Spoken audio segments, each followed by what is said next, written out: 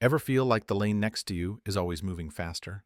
You're sitting there, stuck, barely crawling, while the cars on your left zoom past like they're on a different planet. So you switch lanes, and then suddenly, that lane slows down. Frustrating, right? Well, it turns out it's not bad luck, it's psychology. In his book Traffic: Why We Drive the Way We Do, author Tom Vanderbilt explains that this feeling, the one where other drivers always seem to be moving faster, isn't based on actual speed. It's based on how our brains perceive what's happening around us. When we're in traffic, we become hyper aware of any car that passes us. Every single one feels like a little defeat, a reminder that we're stuck, they're getting ahead. But the cars we pass, we barely notice them. They fade into the background.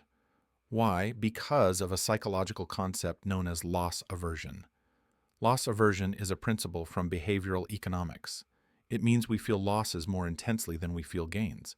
In simple terms, losing $20 feels worse than gaining $20 feels good. And on the road, being passed feels worse than passing someone feels good. That means every time a car glides past you, it sticks in your mind. It creates a sense of frustration or even failure. You feel like you're losing in traffic. But every time you pass another car, your brain shrugs. It doesn't register it as a win. So your mind builds a distorted picture, one where everyone is moving faster than you, even if you're the one actually making progress. That's why we're so tempted to switch lanes.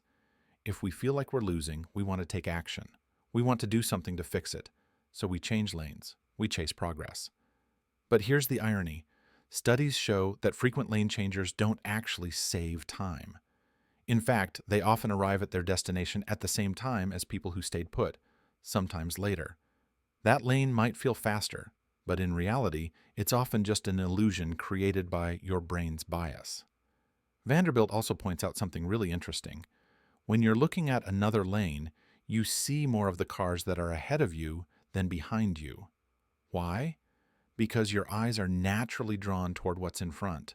So if 5 cars in that lane are ahead of you and only 2 are behind, your brain says, "Wow, they're all beating me." But in your own lane, you might be ahead of 10 cars and only behind 3. You just don't notice it the same way. It's not that their lane is faster, it's that your brain is biased toward seeing what makes you feel behind. So the next time you feel the urge to switch lanes out of frustration, pause for a second. Ask yourself, is this lane actually faster, or does it just feel like it is? Because chances are, you're not falling behind. You're just focusing on the wrong scoreboard. Your lane isn't slow. Your brain is just highlighting the losses and ignoring the wins. Tom Vanderbilt puts it simply, it's not that the other lane is faster, it's that your brain is biased.